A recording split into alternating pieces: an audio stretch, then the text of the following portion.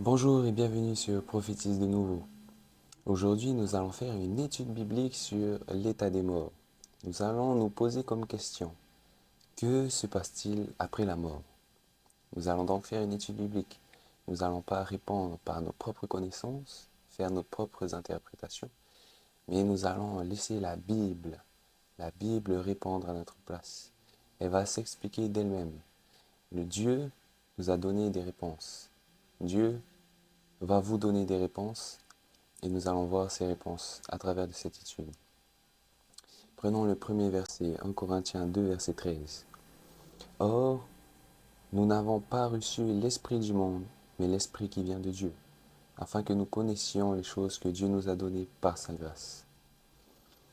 Et nous en parlons non avec des discours qu'enseigne la sagesse humaine, mais avec ceux qu'enseigne l'esprit, employant un langage spirituel pour les choses spirituelles. Et oui, les amis, nous n'allons pas utiliser un discours qu'enseigne la sagesse humaine. Il y a plusieurs doctrines dans le monde qui émettent plusieurs hypothèses. Ils affirment plusieurs choses. Par exemple, que les morts, que l'homme, après être mort, un esprit s'en va et se balade dans la nature. Ou un esprit retourne à Dieu et est en présence de Dieu. Ou encore, un esprit qui est dans un monde des esprits et qui doit faire des choix pour être soit sauvé, soit être dans la perdition. Et nous allons voir au travers de la parole, par l'esprit, c'est la Bible qui va nous enseigner en employant un langage spirituel pour les choses spirituelles. Nous allons comparer les Écritures avec les Écritures pour discerner la vérité. Et avant cela, j'aimerais vous inviter à la prière. Seigneur Dieu Tout-Puissant, Père, tendre Père, Dieu miséricordieux, lent à la colère et riche en bonté. Accorde-nous ton Saint-Esprit dès à présent. Et avant ça, Père, purifie-nous par le sang de Jésus, qui est mort sur la croix, pour nous sauver. Purifie-nous de toute iniquité, et fais que nous soyons dignes de recevoir ton Saint-Esprit, afin que nous puissions comprendre ce que ta parole a à nous révéler. Que ta volonté soit faite. Bénis les auditeurs qui regarderont cette vidéo. Ouvre nos cœurs, Seigneur, à ta parole, et fais que nous puissions accepter la vérité, et non pas la rejeter. Au nom de Jésus-Christ, Amen. Bien, commençons directement l'étude. Pour savoir que se passe-t-il après la mort, nous devons savoir que se passe-t-il maintenant dans l'homme. Nous allons même aller à la création pour savoir de quoi est composé l'être humain, de quoi est composé l'humain. Et c'est la Bible qui va nous décrire, qui va nous donner la réponse dans Genèse 2 au verset 7. Genèse 2 au verset 7, l'Éternel Dieu forma l'homme de la poussière de la terre. Il souffla dans ses narines un souffle de vie, et l'homme devint un être vivant. Dans d'autres versions, on parle d'une âme vivante, dans la King James par exemple. Eh bien, de quoi est composé l'être humain, l'être vivant? Eh bien, tout simplement de la poussière de la terre et d'un souffle de vie. La Bible nous dit que l'être humain est composé de poussière de la terre et d'un souffle de vie. Nous allons devoir définir qu'est-ce que les deux choses. On va définir aussi qu'est-ce qu'une âme vivante, qu'est-ce qu'un être vivant. Parce que plusieurs doctrines nous disent que le souffle de vie est une âme, un esprit préexistant qui vient dans le corps, donc la poussière de la terre. Et cela devient une âme vivante. On va définir tout ça en allant voir le dictionnaire hébreu. Donc la poussière de la terre, c'est bien le corps, le matériel. Et on va voir tout d'abord qu'est-ce que le souffle de vie. Bien sûr, voilà un schéma de ce que Genèse 2, verset 7 nous propose, nous donne. Poussière de la terre plus souffle de vie égale âme vivante. Voyons qu'est-ce qu'un souffle de vie, le souffle de vie que Dieu nous donne. En hébreu, souffle se dit neshama, qui est traduit généralement par souffle, souffle de Dieu, respiration de l'homme, respiration, tout ce qui respire, et voilà le mot qui nous intéresse, esprit. Voilà pourquoi certaines personnes pensent que le souffle de vie, c'est un esprit qui se balade quelque part. Mais le mot esprit dans la Bible ne signifie pas une entité. Donc il faut voir qu'est-ce que signifie le mot esprit. Le mot esprit se dit ruach en, en hébreu. Et c'est traduit généralement par le vent, le souffle. C'est une animation, une vivacité, une vigueur. C'est ce qui donne une énergie de combattant, un pouvoir d'exécution.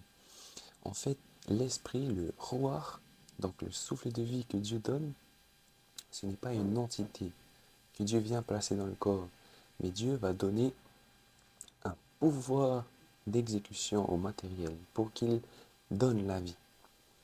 L'esprit, le souffle de vie, c'est ce qui va permettre la vie. Donc, qu'est-ce qu'un souffle de vie? C'est l'esprit qui va permettre la vie. C'est un pouvoir d'exécution et non une entité. Excusez-moi. Donc, où est l'entité alors? Bien, comme on a vu dans Genèse 2, verset 7, c'est le corps plus le pouvoir d'exécution qui donne l'entité. Et non un corps plus une entité donne une entité. Même là, c'est incohérent. Mais voilà, on va définir donc qu'est-ce que l'entité, qu'est-ce que l'âme vivante. L'âme, en hébreu, se dit nefesh, qui est traduit généralement par âme, personne, ou la vie, créature, ce qui respire. C'est le souffle, l'être intérieur. C'est le siège des appétits et des émotions. C'est l'activité du caractère. Voilà ce que la Bible enseigne. L'âme, l'entité que nous devenons en combinant le corps, la poussière de la terre et le souffle de vie et le pouvoir d'exécution, ce que nous devenons l'âme, c'est ça l'entité, c'est l'activité du caractère, l'être intérieur. Nous sommes nefesh, nous sommes des âmes vivantes. Donc voilà, qu'est-ce qu'une âme vivante? C'est l'entité. L'âme, c'est l'entité. Et le schéma biblique, le voici, corps plus esprit, souffle de vie, force qui nous permet de vivre, égale l'entité, l'âme vivante. La Bible n'enseigne pas qu'un corps a reçu une âme préexistante et ensuite on devient une âme. Même, c'est incohérent, juste en y pensant. Juste en y pensant, cela est incohérent. Donc voilà, à la création, la Bible nous donne ce schéma. Maintenant, on va entrer dans le vif du sujet. Maintenant que nous savons que nous n'avons pas reçu un esprit, une âme préexistante à la création, nous devons donc nous poser la question, après la mort, que se passe-t-il alors? Et donc, on va laisser la Bible y répondre. Mais tout d'abord, on va voir l'introduction de la mort. Car nous voyons, dès l'introduction du péché, de la mort, il y a ce mensonge d'une âme préexistante, d'une âme immortelle. Nous allons voir cela. Donc avant que le péché n'arrive, tout était très bon. La mort n'existait pas. Genèse 1, verset 31. Dieu vit tout ce qu'il avait fait et voici, cela était très bon. Cela était parfait. Ainsi, il eut un soir et il eut un matin, ce fut le 6e jour. Une fois que Dieu a créé toutes choses étaient parfaites. Tout le monde vivait, tout était parfait et il n'y avait pas de mort. La mort n'existait pas. Et pour que tout cela soit parfait, il fallait donner à l'homme une liberté de choix. Et donc, Dieu a donné cette seule consigne à Adam et Ève. Dans Genèse 2, au verset 16 et 17, l'Éternel Dieu donna cet ordre à l'homme. Tu pourras manger de tous les arbres du jardin, mais tu ne mangeras pas de l'arbre de la connaissance du bien et du mal. Car le jour où tu en mangeras, tu mourras. Introduction de la mort. La consigne, c'est si vous me désobéissez, vous mourrez. Voilà l'introduction de la mort. Et Dieu était obligé de donner cette liberté de choisir, cette liberté de choisir. Il était obligé de donner cela, sinon ce n'est pas de l'amour. Il crée comme un robot qui doit obéir obligatoirement. Mais là, Dieu, par son amour et son amour parfait, donne la liberté de choisir à Adam et Ève. Et donc s'ils désobéissent, ils meurent. Mais que s'est-il passé? Est-ce qu'Adam et Ève ont continué à obéir Dieu jusqu'à maintenant? Eh bien non. Genèse 3, verset 4, Satan vint sur terre sous la forme d'un serpent. Genèse 3, verset 4 va nous dire, alors le serpent dit à la femme, vous ne mourrez point. Voilà le mensonge que Satan a introduit chez l'homme. Vous ne mourrez point. Vous ne mourrez point. Verset 5. Mais Dieu sait que le jour où vous en mangerez, vos yeux s'ouvriront et que vous serez comme des dieux, connaissant le bien et le mal. Voilà le premier mensonge de Satan. Vous ne mourrez point.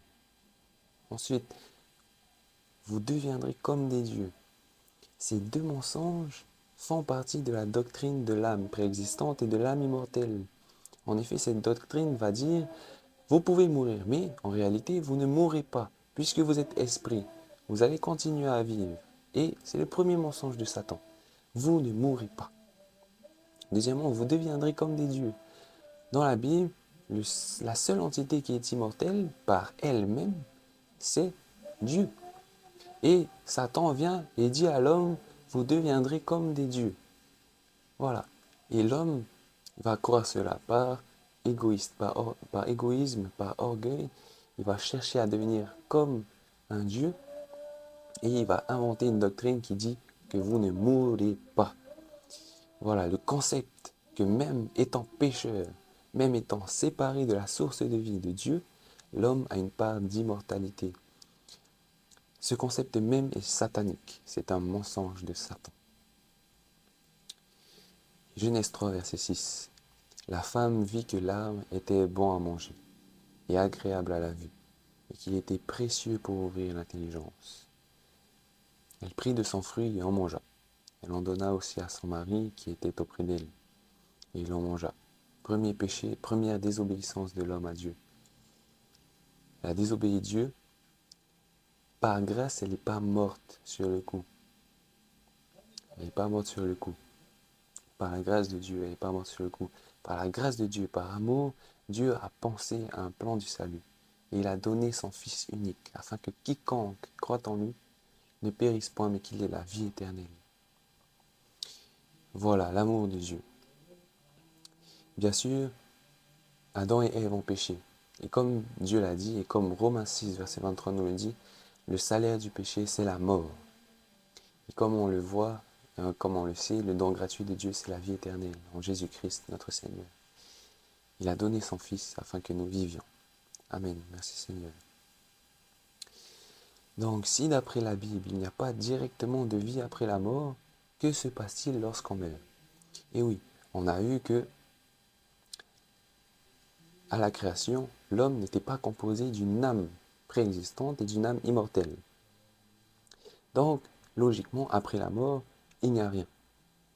Il n'y a pas de vie, il n'y a pas de pensée, pas de choix, pas d'adoration, il n'y a pas de connaissance, il n'y a rien du tout après la mort. Et nous allons voir par la Bible cette réalité, cette leçon, cette vérité biblique sur la mort. La première leçon est, lorsqu'on meurt, notre esprit retourne à Dieu. Ecclésiaste 12, verset 9.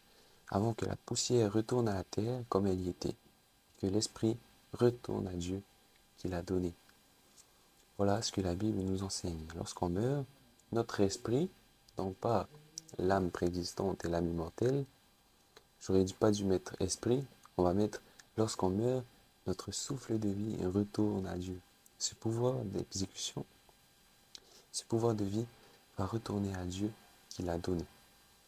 Bien sûr, dans Ecclésiaste 12, verset 9, il y a aussi le processus de décomposition du corps avant que la poussière retourne à la terre. On peut voir aussi la même chose dans Luc 23, verset 46. Jésus s'écria d'une voix forte, Père, je remets mon esprit entre tes mains. Et en disant ces paroles, il expira. Il expira le souffle de vie. C'était lorsque Jésus était sur la croix pour nous sauver. Et bien, il va dire, Père, je remets mon esprit entre tes mains. Il va redonner ce souffle. Il expira ce souffle de vie, ce pouvoir de vie, et il l'a remis entre les mains de Dieu. Exactement comme Ecclésiaste 12, verset 9 nous le dit. Donc, c'est la première vérité biblique. Lorsqu'on meurt, ce pouvoir d'exécution, cet esprit, retourne à Dieu. Voilà, et continuons avec la deuxième vérité biblique. La Bible n'enseigne pas l'existence d'un esprit qui se balade, ou qui attend quelque part, ou qui va dans un monde des esprits. Sachant qu'il n'y a pas d'esprit préexistant et immortel, donc la Bible n'enseigne pas que un esprit peut se balader après la mort. Lorsque quelqu'un meurt, il n'y a pas un esprit qui se balade, qui vagabonde dans les quartiers, dans les maisons. Il n'y a pas d'esprit donc qui ne hante les maisons. Il n'y a pas de maison hantée par des défunts. Il n'y a pas aussi d'esprit qui va dans un monde des esprits. Oui, certaines doctrines, comme les Mormons par exemple, pensent qu'il y a un monde des esprits et qu'à la naissance, un des esprits est donné à un corps et que lorsque cette personne meurt, cet esprit retourne dans le monde des esprits. Et selon que ce qu'il a fait, eh bien, il est jugé et voilà. C'est une autre doctrine. Mais la Bible n'enseigne pas cela. Une fois que quelqu'un meurt, son esprit ne va pas dans un monde des esprits. Nous pouvons voir Ecclésiaste 9, versets 5 à 6 et verset 10, qui va nous dire exactement qu'est-ce qu'il n'y a pas dans le séjour des morts. Ecclésiaste 9, versets 5 à 6, les vivants en effet savent qu'ils mourront, mais les morts ne savent rien. Et il n'y a pour eux plus de salaire, puisque leur mémoire est oubliée. Et leur amour, leur haine et leur envie ont déjà péri. Et ils n'auront plus jamais aucune part à tout ce qui se fait sous le soleil. Voilà, la Bible est claire. Les morts ne savent rien. Ils n'ont même plus de mémoire. Leur mémoire est oubliée. Ils n'ont même plus, et leur amour, leur haine, leur envie, ce sont leurs sentiments, ils ont déjà péri. Il n'y a pas de sentiments, de mémoire, il n'y a pas de connaissance dans le séjour des morts. Ils n'auront plus jamais aucune part à tout ce qui se fait sous le soleil. Le verset 10. Tout ce que ta main trouve à faire avec ta force, fais-le, car il n'y a ni œuvre, ni pensée, ni science, ni sagesse dans le séjour des morts où tu vas. La Bible est claire. Lorsque quelqu'un meurt, il n'y a pas d'œuvre. Il n'y a pas de balade d'un esprit. Il n'y a pas un esprit qui vagabonde. Il n'y a pas de pensée. Il n'y a pas de science et de sagesse dans le séjour des morts où tu vas. J'aimerais attirer votre attention aussi sur le fait que la Bible dit qu'il n'y a pas de science et de sagesse. Il n'y a pas de œuvre, pas de pensée. Et je voudrais revenir sur l'histoire de Saül lorsqu'il est parti voir le roi Saül, lorsqu'il est parti voir la sorcière d'Endor et qu'il a demandé à la sorcière de faire revenir Samuel, le prophète Samuel, pour qu'il lui demande conseil, lui demande qu'est-ce qui ne va pas. Si la Bible dit d'un côté qu'il n'y a pas d'œuvre, pas de pensée, pas de science et pas de sagesse, et qu'un d'un autre côté on voit un roi qui va voir une sorcière pour voir un mort, un esprit défunt, pour avoir une connaissance, eh bien on peut se dire que la Bible se contredit. Mais nous verrons dans la prochaine vidéo donc des textes et des passages qui ont été mal interprétés ou qui sont controversés. Car la Bible va nous enseigner que ce ne sont pas des esprits défunts qui sont révélés à nous. Lorsque nous voyons une personne défunte qui vient et qui se révèle à nous, ce n'est pas elle, ce n'est pas l'entité que nous connaissions, mais ce sont des esprits mauvais. Ce sont des esprits mauvais. 2 Corinthiens 11, verset 14 à 15 va nous dire que même Satan lui-même peut se transformer, se déguiser en ange de lumière. À combien plus forte raison peut-il donc se déguiser en être humain? Voilà la vérité biblique. Ce ne sont pas donc des morts, défunts, mais ce sont des anges déchus ou Satan lui-même. C'est un ange déchu, Satan. Donc, ce ne sont pas des morts, mais des anges déchus, des démons. Job 16, versets 9 à 10 va nous dire aussi, « Comme la nuée se dissipe et s'en va, celui qui descend au séjour des morts ne remontera pas.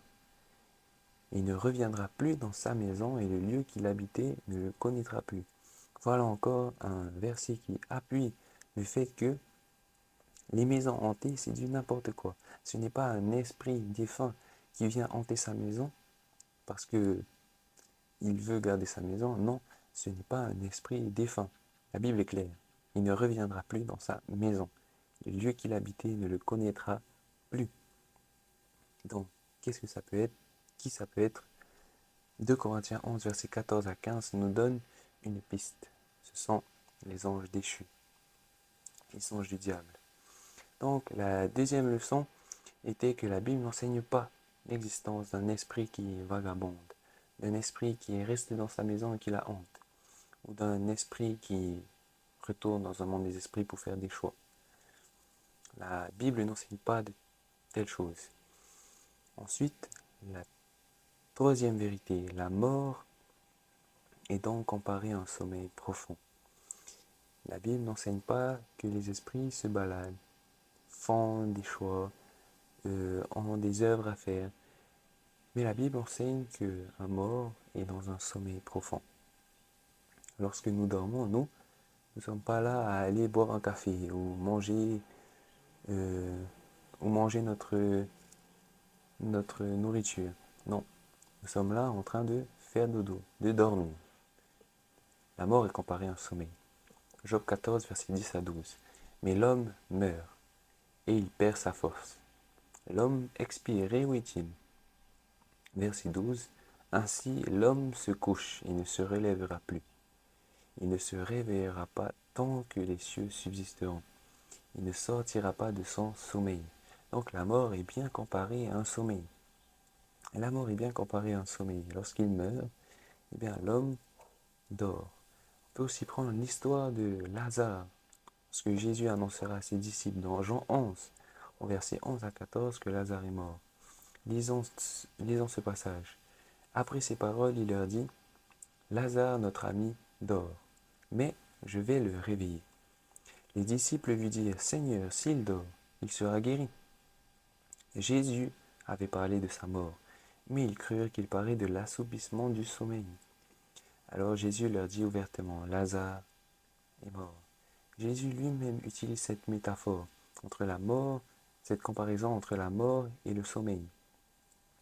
La Bible enseigne que la mort est comparée à un sommeil. 1 Thessaloniciens 4, verset 13 à 15. Ne nous voulons pas, frères, que vous soyez dans l'ignorance au sujet de ceux qui dorment. Même Paul utilise cette comparaison. Afin que vous ne vous affligez pas comme les autres qui n'ont point d'espérance. Et là, Paul va nous donner l'espérance que la Bible enseigne. Verset 14. Car si nous croyons que Jésus est mort et qu'il est ressuscité, croyons aussi que Dieu ramènera par Jésus et avec lui ceux qui sont morts. Voilà l'espérance que Dieu nous donne. Le mot mort est mal traduit. Malheureusement, dans la version grecque, ce n'est pas le mot apotnesko qui est utilisé. Donc le mot qui est traduit par la mort naturelle. Mais c'est bien le mot koaemao, qui veut dire dormir. C'est le verbe dormir. Verset 14 nous donne l'espérance que tous les morts en Christ qui sont endormis aujourd'hui, eh ben, ressusciteront. Voilà l'espérance. Voici en effet ce que nous vous déclarons, d'après la parole du Seigneur. Nous les vivants, restés pour l'avènement du Seigneur, nous ne devancerons pas ceux qui sont morts. Et là, pareil, erreur de traduction, ceux qui dorment. Nous ne devancerons pas ceux qui sont morts. Et eux aussi, ils ne nous devanceront pas.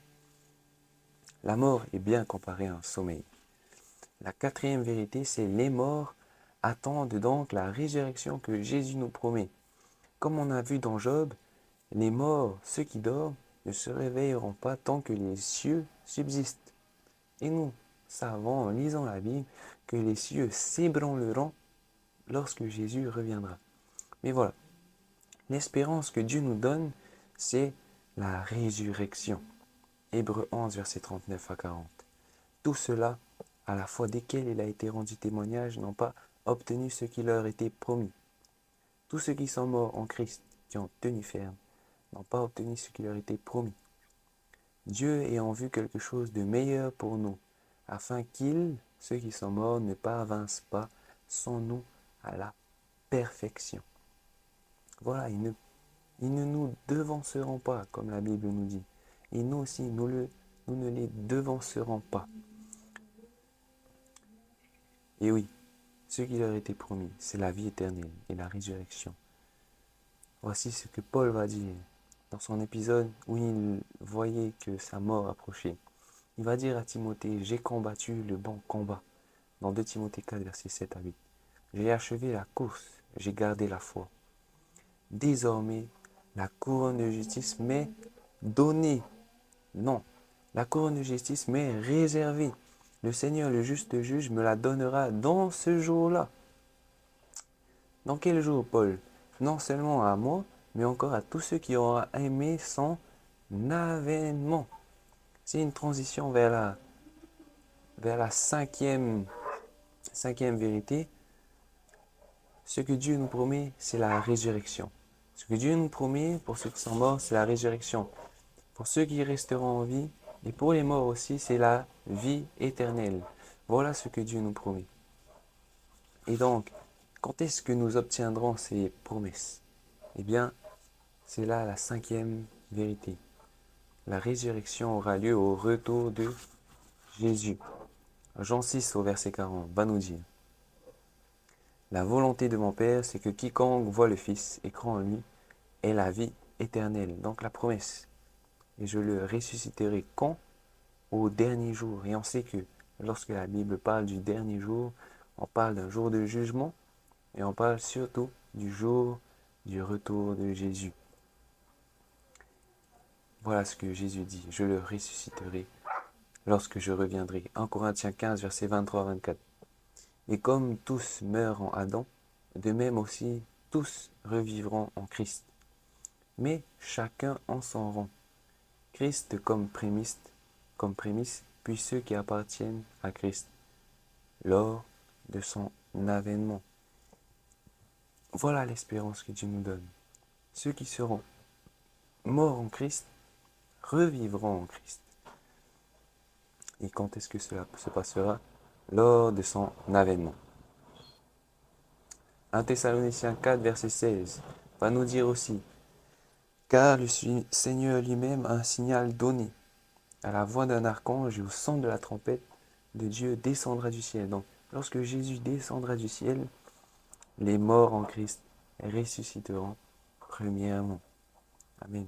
Voilà l'espérance que Dieu nous donne. Lorsque Jésus reviendra, nous retrouverons nos frères et sœurs morts en Christ. Lorsque Jésus reviendra, nous retrouvons nos pères, nos mères qui seront morts en Christ. Ils seront ressuscités par Jésus. Et nous allons pouvoir être réunis ensemble afin d'accueillir Jésus qui reviendra du ciel. Voilà la cinquième vérité. Jésus reviendra pour ressusciter les morts en Christ.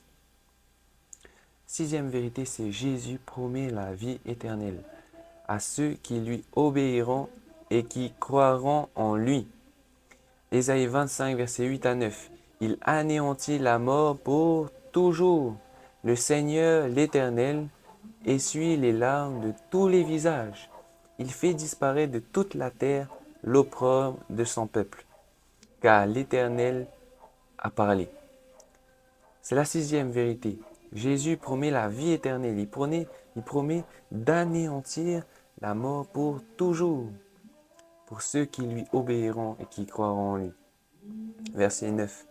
En ce jour-là, on dira: voici, C'est notre Dieu en qui nous avons confiance. Et c'est lui qui nous sauve. C'est l'Éternel en qui nous avons confiance. Soyons dans l'allégresse et réjouissons-nous de son salut. Amen. Jésus nous promet cette vie éternelle. Il promet que la mort ne nous touchera plus. Il n'y aura plus de mort. C'est la 6e vérité. La 7e. Nous avons vu le cas de ceux qui sont morts en Jésus, qui ressusciteront lorsque Jésus reviendra. Nous connaissons le cas de ceux qui resteront vivants et resteront fidèles à Jésus jusqu'à son retour. Ces personnes seront réunies. 1 Thessaloniciens 4 vont nous dire qu'ils monteront dans les nuées des cieux avec Jésus. Apocalypse 20 va nous dire que pendant 1000 ans, ces personnes, ces saints, régneront avec Jésus. Ils seront des juges. Mais qu'en est-il alors des morts qui n'auront pas voulu accepter la vérité, qui auront rejeté Jésus-Christ? Eh bien, c'est la 7e vérité. Les méchants mourront lors de son avènement et ressusciteront pour disparaître. Apocalypse 20, versets 5 à 9, nous allons lire tous les passages et nous allons voir la vérité que Dieu veut nous apporter. Verset 5. Les autres morts ne revinrent point à la vie, jusqu'à ce que les 1000 ans fussent accomplis. C'est la première résurrection. Heureux et saints ceux qui ont part à la première résurrection. La seconde mort n'a point de pouvoir sur eux, mais ils seront sacrificateurs de Dieu et de Christ et régneront avec lui pendant 1000 ans. Verset 7. Quand les 1000 ans seront accomplis, Satan sera relâché de sa prison, et il sortira pour séduire les nations qui sont aux 4 coins de la terre, Gog et Magog, afin de les rassembler pour la guerre. Leur nombre est comme le sable de la mer. Voilà ce qui se passera lorsque Jésus reviendra. Apocalypse 20, vous pouvez lire tout le chapitre pour savoir exactement ce qui se passera pour ceux qui n'auront pas accepté Jésus, qui n'auront pas accepté et rejeté la vérité. Jésus reviendra. Naturellement, nous savons que le péché ne peut pas subsister dans la présence de Jésus. Si le péché était en présence de Jésus, il serait détruit, il serait anéanti, car c'est dans la nature du péché. Le péché est Jésus, est la pureté de Dieu, et il va se détruire lui-même. C'est biblique, et voilà ce qui va se passer. Jésus revient. Comme on a vu, les morts ressusciteront en Christ. Les gentils, les justes et saints qui seront restés vivants et fidèles jusqu'à son retour seront pris avec les morts, les ressuscités avec Jésus. Ils régneront, comme le verset 6 nous dit, pendant 1000 ans avec Christ. Ils régneront dans la nouvelle Jérusalem, pas sur la terre. On voit ça au verset 9. Et lorsqu'ils reviendront après les 1000 ans, eh bien, Satan qui a été emprisonné, comme au début du chapitre 20, il a été emprisonné, eh bien, il sera délié. Sachant que le péché ne peut pas subsister dans la présence de Jésus, lorsqu'il reviendra, eh bien, les vivants méchants, ceux qui ont rejeté la vérité, naturellement, tout normalement, ils mourront. Car c'est dans la nature du péché. Il va s'autodétruire, ils vont mourir. Donc sur la terre, lorsque les justes partiront pour régner 1000 ans, il n'y aura plus que Satan et ses anges, ou Satan lui-même. Et il sera dans une prison. Il n'y aura plus que lui. Parce que tous les humains méchants seront morts. Mais voilà, quand les 1000 ans seront accomplis, comme le verset 7 dit, Satan sera délivré de sa prison. Et les morts ressusciteront. Verset 8, et il sortira pour séduire les nations qui sont aux 4 coins de la terre, Gog et Magog, afin de les rassembler pour la guerre. Leur nombre est comme le sable de la mer. Ils ressusciteront, Satan va les séduire et ils vont aller attaquer la nouvelle Jérusalem. Verset 9, et ils montèrent sur la surface de la terre, et ils investirent le camp des saints et la ville bien-aimée. Mais un feu descendit du ciel et les dévora. C'est la seconde mort. La seconde mort. Voilà ce qui se passera pour les morts qui auront rejeté la vérité, qui auront rejeté le salut que Dieu donne gratuitement. Eux, ils ressusciteront après les 1000 ans. Malheureusement, pas pour la vie éternelle, pour, pour la mort éternelle. C'est un feu qui purifie. Il va purifier la terre entière. Bien sûr, avant qu'il soit détruit, avant que la terre soit purifiée de tout mal, eh bien, tous les méchants, par la justice de Dieu, par la grâce de Dieu, tous les méchants vont avouer. Ils vont fléchir le genou devant Jésus et ils vont avouer. En lui réside la justice et la force. Ésaïe 45, versets 23 à 24. Tout genou fléchira devant moi, toute langue jurera par moi. En l'Éternel seul, me dira-t-on, réside la justice et la force. À lui viendront pour être confondus tous ceux qui étaient irrités contre lui.